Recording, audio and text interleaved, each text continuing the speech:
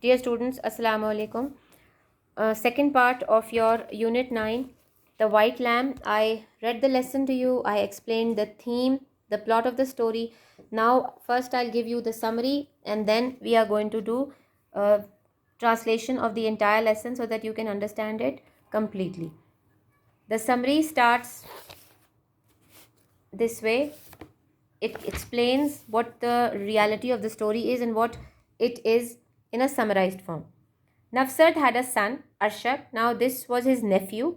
He called him his son because Arshak's parents had died and they lived in a father-son relationship. Nafsad had a son, Arshak, whom he had sent for study to Moscow. Nafsad had no other living relative except Arshak. One day, the team leader told Nafsad that his son had come home. He had seen him in a blue sedan in the village. Nafsad became happy and hurried towards the village because he had not seen Arshak for 10 years. He had waited for him impatiently. He plucked watermelons from the orchard because Arshak loved watermelons. He packed fig fruits in a basket for his son and took a 6-month-old lamb with him for Arshak to eat its meat.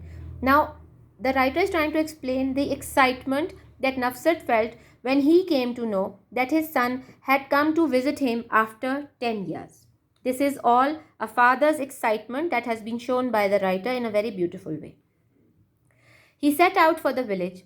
On his way to the village, people asked him the purpose of his visit to the village. He would proudly reply that his son Arshak had come home. On the way, the old man reminded his past life spent with his son. He was remembering every little detail that both of them had experienced together. He remembered every tree and piece of land where he sat, played, and walked with his son. The nephew that had turned out to be his son because he had bestowed him or given him the love that a father gives his son. He remembered the tree Arshak had fallen from and had broken his leg. He thought of the things he had sold for Arshak's study in the city. Finally, the old man reached his house but did not see his son at home. A little bit of disappointment comes here. He entered the yard, set the basket on the ground, and tossed an armful of grass to the lamb. He cleaned the house and made it safe for his son. He remembered the story of the bowl he had bought for Arshad and the spoon that he had gotten painted from a painter because Arshad did not like a plain spoon. He lit the fire and took his knife to slaughter the sheep, but changed his mind and said he would wait till Arshad comes. He laid the fruit on the windowsill because he was afraid of spoiling the fruit.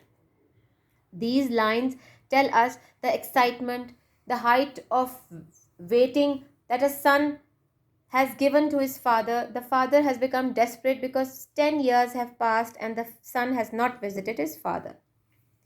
The sun was setting, but there was no sign of Arshak. He sent a neighbor child for Arshak to the chairman's house, but Arshak was still detained at the chairman's house, and Arshak did not reply in a positive way whether he was coming or whether he was going to ignore the uncle.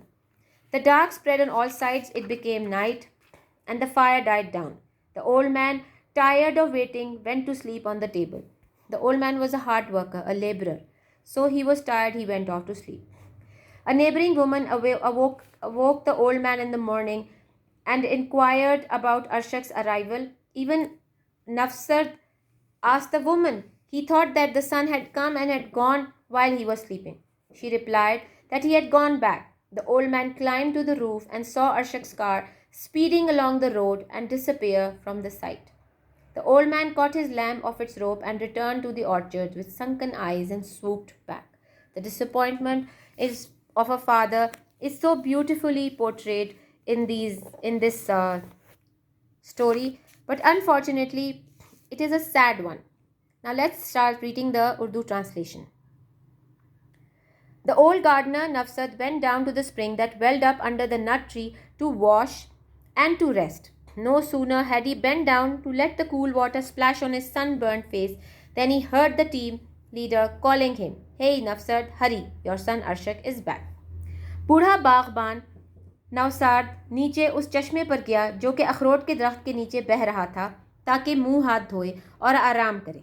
अभी उसने अपने सूरज के जले हुए चेहरे पर पानी नहीं डाला था कि उसने अपनी टीम लीडर की आवाज़ सुनी, "इधर आओ नफसर, जल्दी आओ, तुम्हारा बेटा अरशक वापस आ गया है." کیا؟ بوڑھے نے خوشی سے کہا، اور بمشکل ہی اس نے کمر سیدھی کی۔ وہ تیزی سے اس جگہ کی طرف لپکا جہاں وہ آدمی کھڑا تھا اور پوچھا، تم نے کیا کہا؟ وہ اب آیا؟ وہ کہاں ہے؟ وہ گاؤں میں ہے، میں نے خود اسے دیکھا۔ وہ گاؤں میں ایک نیلے کار چلا رہا تھا۔ تم خوش قسمت ہو نفسرد، اللہ نے تمہیں ایک اچھا بیٹا دیا ہے۔ سورج پہلے سے 10 گنا زیادہ چمکنے لگا۔ اب نفسرد کی خوشی کو ایکسپلین کیا جا رہا ہے۔ نفسرد نے خود کو ہوا میں اڑتے ہوئے محسوس کیا۔ اس کا دل خوشی سے دھڑکنے لگا۔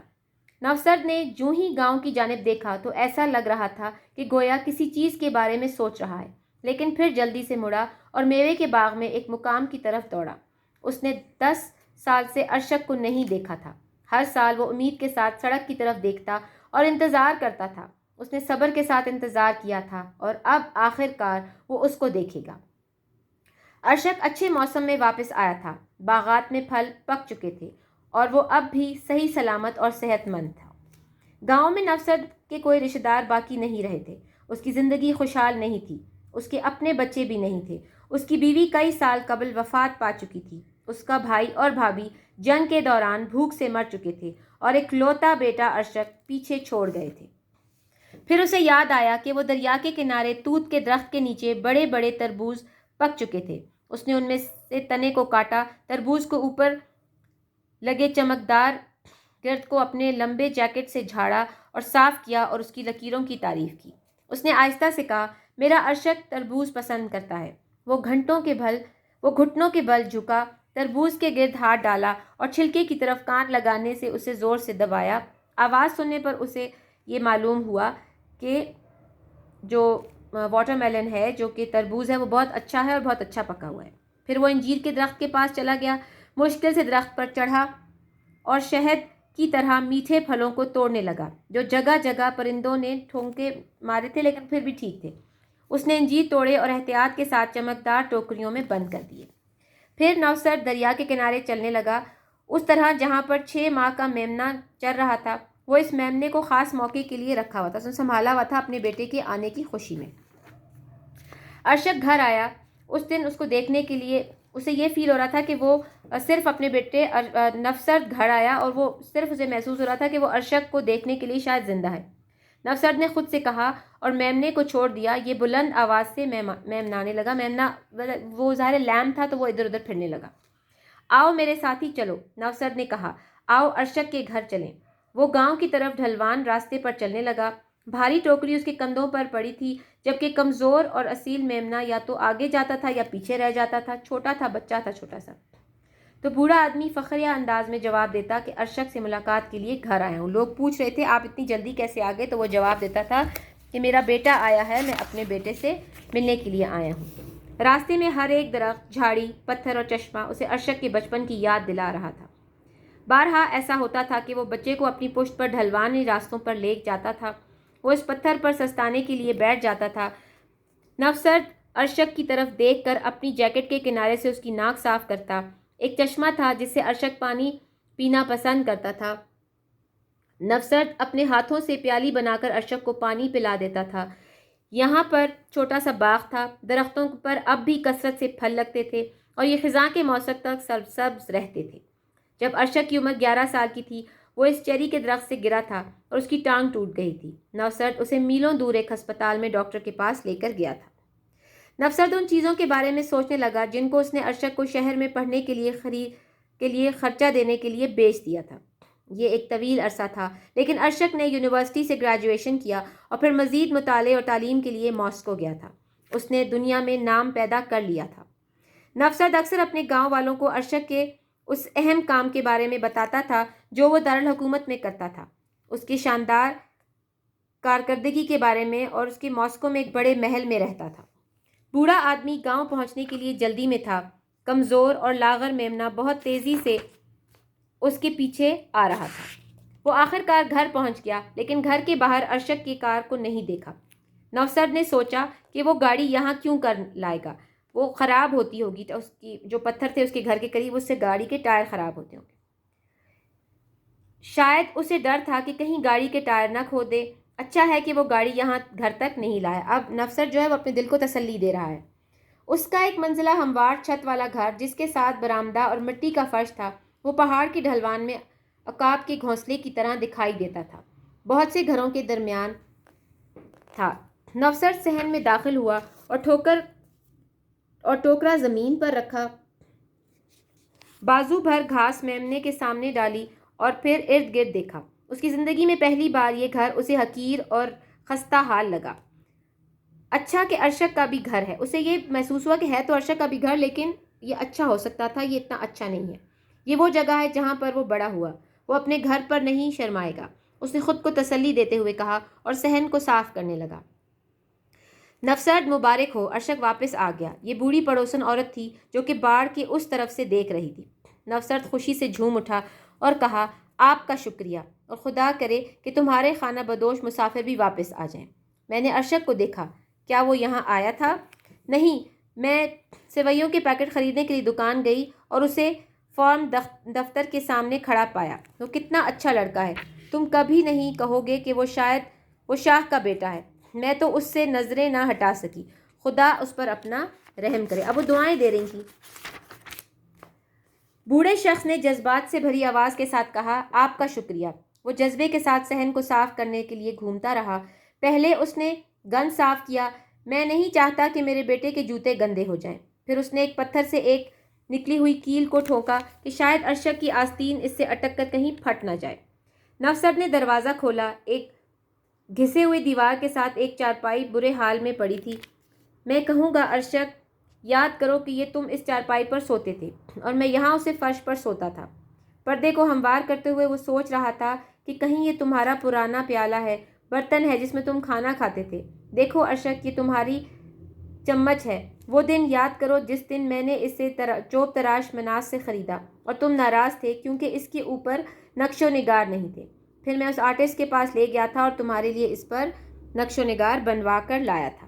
اس طرح ارشد کے ساتھ سوچوں میں گفتگو کرتے ہوئے وہ چشمے کی طرف روانہ ہوا، پانی لایا اور صحن میں چھڑکاؤ کیا اور برآمدے اور اندر فرش پر بھی جھاڑو لگا دیا۔ ایک بار پھر پڑوسن عورت باڑ کے اوپر سے نمودار ہوئی۔ نوسرد، کیا تم جانتے ہو کہ ارشد چیئرمین کے گھر گیا ہے؟ نہیں، وہ کب وہاں گیا؟ تمہارے آنے سے ذرا پہلے۔ اس نے دیکھا کہ گھر پر کوئی نہیں ہے تو وہاں آرام کرنے گیا ہوگا۔ وہ اس کے پاس ہوگا، وہ بھٹک نہیں سکتا۔ بے شک۔ نوسرد کچھ ٹہنیاں لے کر آیا اور اس کے بعد چولہے کے پاس جمع کر دیا۔ پھر وہ بیلٹ سے چاقو نکال کر میمنے کے پاس گیا۔ آخری لمحے میں اس نے اپنا ارادہ بدل دیا اور ارشد کے آنے کا انتظار کرنے کا سوچا کہ جب وہ آئے گا تب اسے ذبح کرے گا۔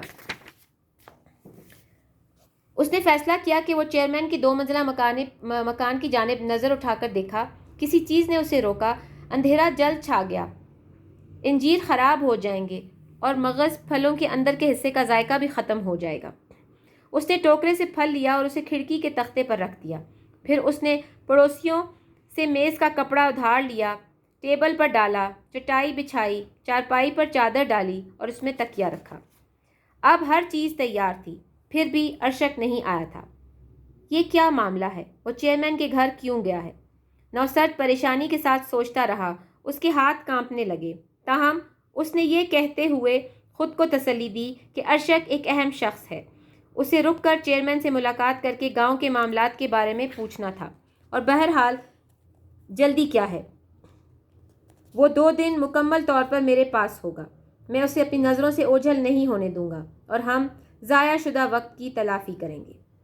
سورج غروب ہو رہا تھا لیکن پھر بھی ارشد گھر نہیں آ رہا تھا۔ بوڑھے شخص کی پریشانی بڑھتی گئی۔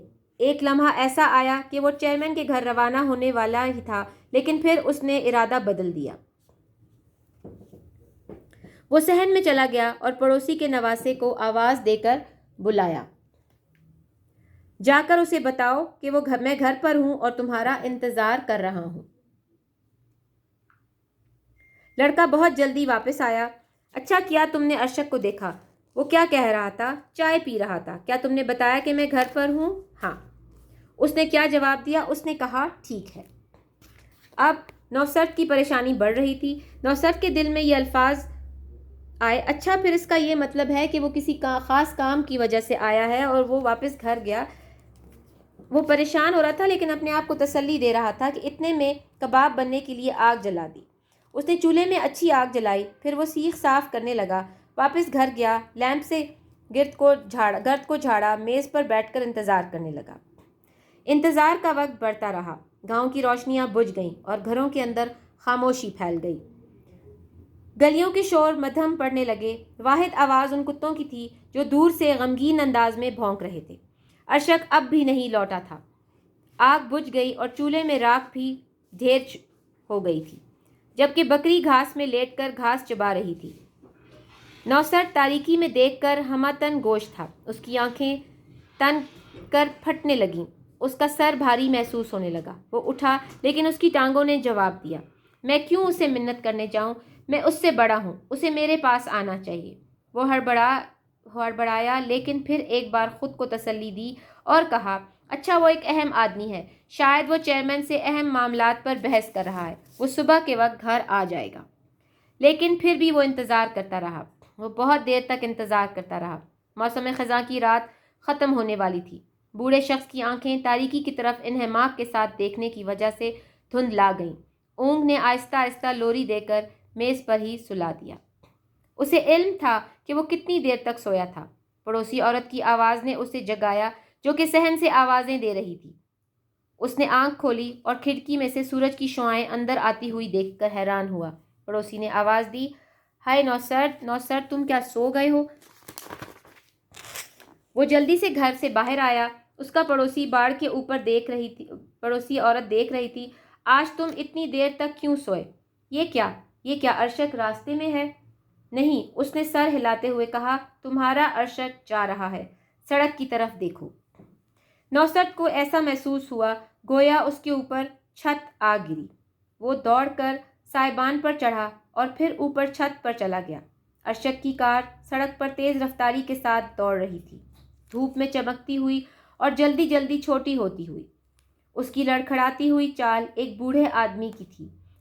نوسرد نیچے باغات کی طرف راستے پر چل رہا تھا۔ اس کی کمر پہلے سے زیادہ جھکی ہوئی تھی۔ سفید میمنا اس کے پیچھے اچھلتا ہوا آ رہا تھا۔ اب یہاں پر سٹوری اس طرح سے اینڈ ہوئی ہے. It has a sad ending that the son never visited the father. He came to the village, met the chairman, and then went back to the city. It is very hurting for a poor man who gave everything that he ever had to the boy and made him what he was today. But the boy, when he turned into a man, turned into a very selfish human being who never repaid all the kindness that Nafsad had bestowed upon this boy Arshad. Nafsad was very much excited. He picked up fruits and he did everything. He cleaned up the house, but Arshad never came. Arshad was made into a very selfish man when he grew up.